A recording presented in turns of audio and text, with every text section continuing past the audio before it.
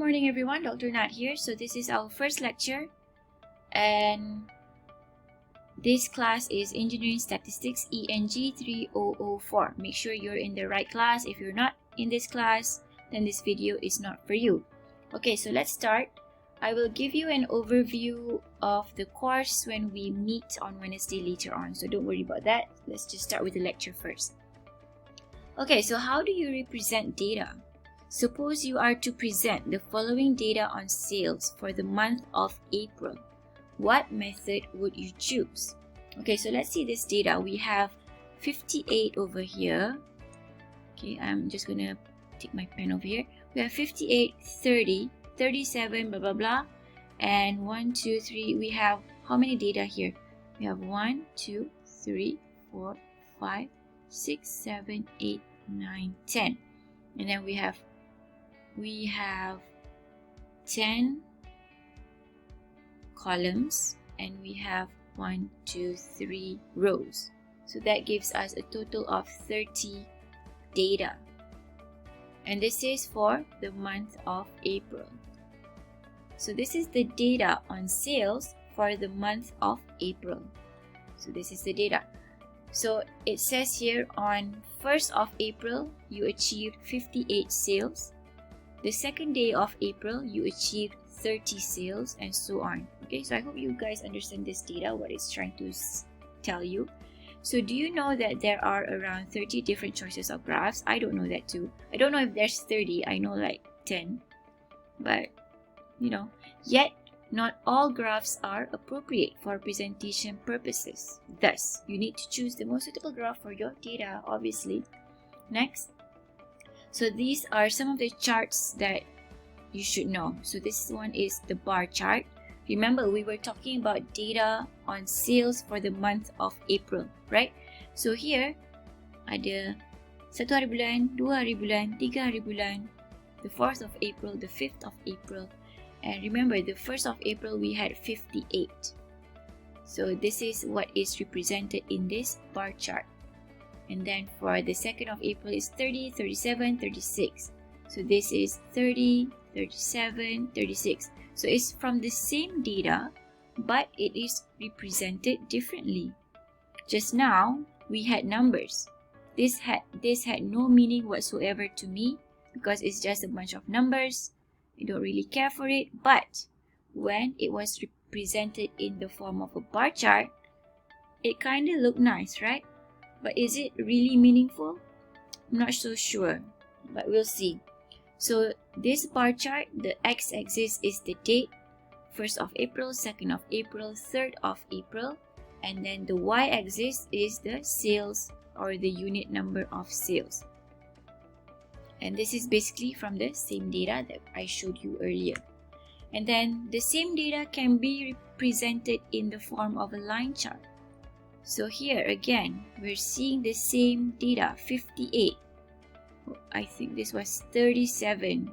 No, wait, this is 30 something. But this is from the same data, but now it's a line chart. So is it any different than the bar chart? It actually looks kind of the same, except that it's a line. So we still have the date for the x-axis, and we have the sales unit in the y-axis. Is the same x and y-axis over here as well. So really, we're not seeing much difference except that now the points are connected like this. So it's like that, like that. So that's your line chart. The bar chart ni, you tinggi ni lah. It's a bar. And then for the line chart, you actually connect the points. Okay. Next, we have frequency histogram. Frequency histogram. So it's gonna tell you frequency, kekerapan, frequency. So it says that the number of sales, 30 sales was achieved once. The frequency is 1. The number of sales, 34, was achieved twice. And the number of sales, 35, was achieved 3 times. So let's see if this is true. So the number of sales 30 was achieved once. That is correct. the number of sales, what was next? The number of sales 34 was achieved twice. Let's see, is that correct? 35, sorry, my memory is not good at 12 a.m. 34, yeah. 34 was achieved twice. Let's find 34, 1, and where's my other 34? I can't find it. Okay, it's here. So betul eh? So there's only 2 times 34 sales was achieved. And the next one was 35 was achieved 3 times. So let's see, 35, 35, 35. So it is correct that 35 has a frequency of 3. 34 has a frequency of 2. 30 has a frequency of 1. Kekerapan dia berlaku sekali. Kekerapan dia berlaku 2 kali. Kekerapan dia berlaku 3 kali. So this is what is presented in the frequency histogram. It tells you the frequency. So here tells you the sales and how many times was the sale achieved for that number. Okay. Then we have the same frequency histogram, but now instead of going for 30, 34, 35 sales, they're giving us in the form of range. So here you have this range over here. It's from 30 to 39 and the frequency is 10. So the number of sales of 30 to 39 is achieved 10 times.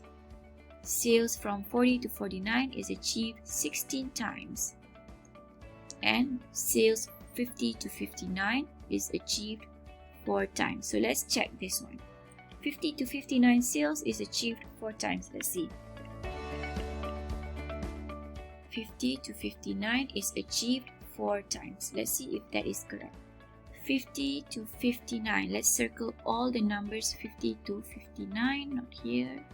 50 to 59. I missed that one. So we only have 1, 2, 3, 4. So 50 to 59 sales, the frequency is 4 times. So this is what is presented in this frequency histogram. It gives you the range and the frequency. And then we also have pie chart. Pie chart is very famous but always misused. So here, if you want to know the frequency of sales, you can display it in the form of a pie chart. But here, you have so many sectors. You have so many division of the pie chart, which is kind of confusing. So here you have the 30. I don't even know. The color is like almost similar to each other. This one is almost similar to this one. Now I have to really like look at it. Which number is it presenting? So this is not a really effective presentation of data because it is quite confusing. So how can we make this better? Similar to the frequency histogram, we can put it in terms of range. So this looks much better. So 53% is for 40 to 49 sales and 34% was achieved for 30 to 39 sales and 13% is achieved for 50 to 59 sales. Now I'm not confused looking at this data. 53 plus 13 plus 34 should give me 100%. I'm not confused on that. So I can easily divide this pie chart into these 3 range. Okay. So the question is, if there are around 30 different choices of graphs, what other types of graphs that you know of? I obviously don't know. I need to look at the book for that. So if you're interested, you can Google it or you can read the reference textbook. Okay. Moving on. So now I'm going to talk about common plots. So the first one is line plot. A line plot is beneficial in real-time surveying or data collection. So here we have, let's say this is in minutes. So at 30 minutes, the light switches on once. And then at 31 minutes, the light does not switch on. 32, the light does not switch on. 33, the light does not switch on. At 34, the light switches on 2 times. At 35 minutes, the light switches on 3 times. This is just an example. You can use a line plot for that because it is easy to plot and you can immediately know what is the data. What does the data look like, right? So this is especially beneficial if you are observing like something that is going on continuously. Macam eksperimen lah contohnya. So we also have stem and leaf graph. So we have a data set over here: 15, 16, 21, 23, 23, 26, 26, 30, 32, 41. So we can present this data in the form of a stem and leaf graph as the following. So here, the stem is your ones. Sorry, the stem is your tens and the leaf is your ones. So tens and this is your ones. What does that mean? So 15, the 10 is 1 and the ones is 5. So this is your 10 and this is your 1, right? So 1, 5, 15. And then this is your tens and this is your 1, 1, 6. And then this is 2, 1. This is your tens and this is your 1, 2, 1, 2, 3, 2, 3, 2, 6, 2, 6. And then we have 3, 0, 3, 2, and then we have 4, 1. So basically stem and leaf graph is used for like data yang quite small and you know you want to make it look interesting. Okay, so sometimes stem and sorry, it's 12 a.m. I'm just like mengantuk gila. Stem and leaf graph can be used to compare 2 data sets. Okay, so what is this? So let's talk about it. So here we have one data set over here, doing this in blue, and another one in pink. So this is your 2 data sets, number 1 and number 2. Okay, so our benda ni, let's draw it out to make it clear. So this is your tens. What does tens mean? It means 10 lah. This is your tens and this is your ones. Okay, tens and ones. So here, our first data set, let me put just number 1 over here. So 0, 5, 0, 7, basically it's just 5 and 7. And then for 1, we don't have any data. For 2, we have 22, we have 25, we have 26, we have 27, 28, 28, and 29. And then for 3, we have 31, 32, 33, banyak lah pula, 34, 34, 34 again, 35, oh, this is like testing my patience. Okay, you get the idea, right? So blah blah blah blah blah, 42, 43, 45, and so on. So this is your data set number 1. Then we have the data set number 2 over here. Let me write it down over here. So 0, this is your tens, and this is your ones. So basically we have 6, 9, 11, 14, 16, 17, 18, 21, 22, and so on, blah blah blah. Sampailah 41, 45, 46, 49. Habiskan the data set. So yeah, you can compare it, but macam tak efektif lah sebenarnya nak compare pakai stem and leaf graph ni. Kalau data set tu small, then yes, you can compare it this way. But if your data set is like huge, you're gonna confuse yourself like I did over here. Okay, so it's there, that's an option, but it's not necessarily a good one. Okay, moving on. So exercise: how does your day look like? Represent them in terms of a suitable graph. So let's just talk about it. This is like a fun activity, I think. So this is student life. So first kita start daripada pukul berapa wake up lah. Kita start daripada wake up.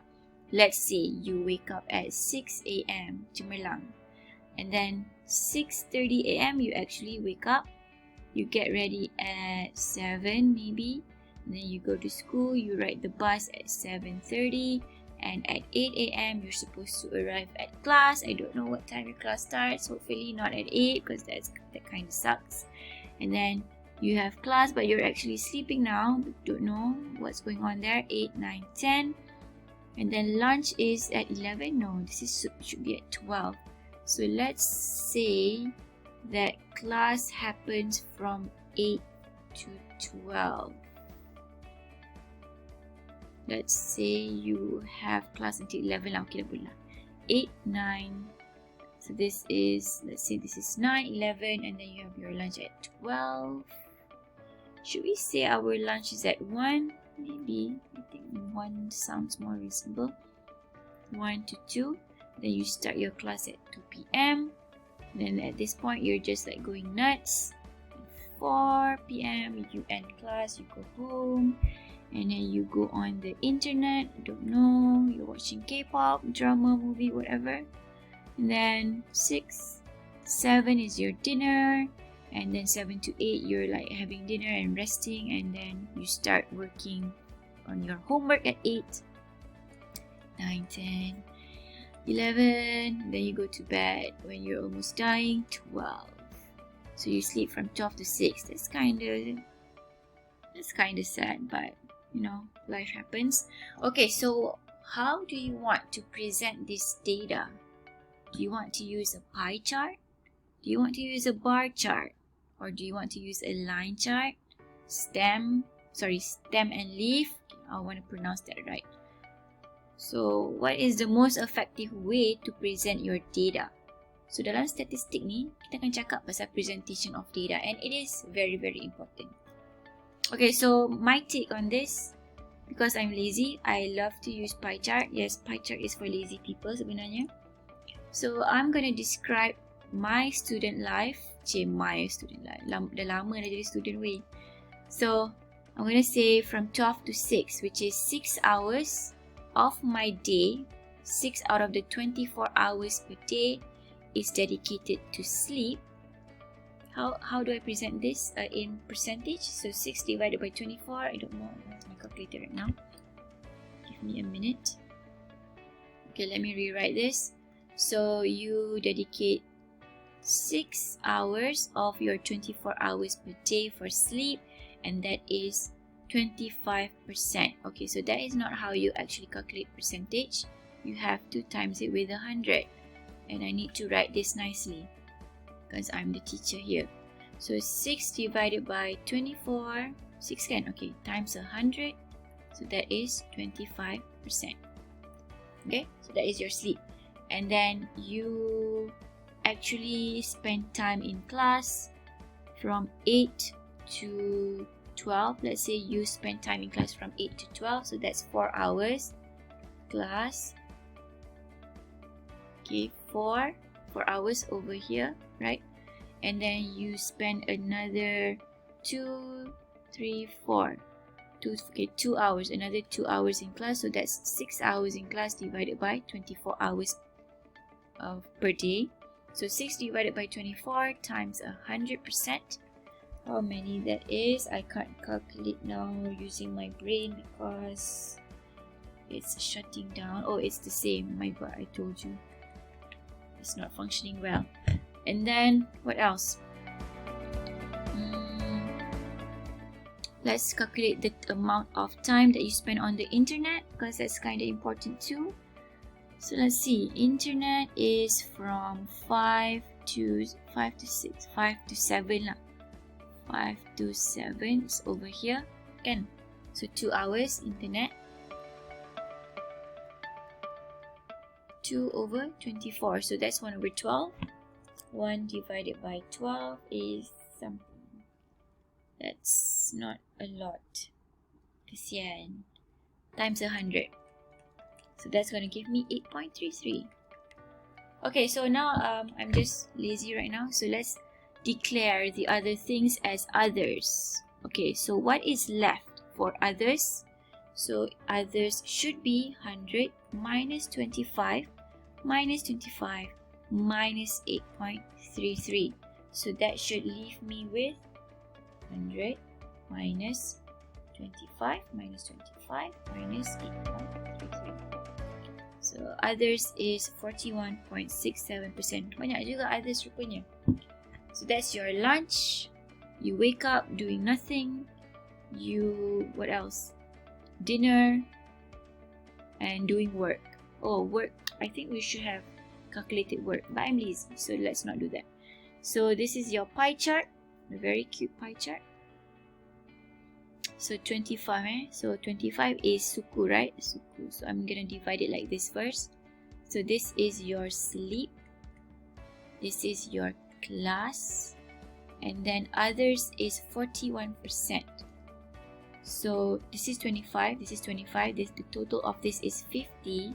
So if you're gonna say it's 41%, I'm gonna say it's over here.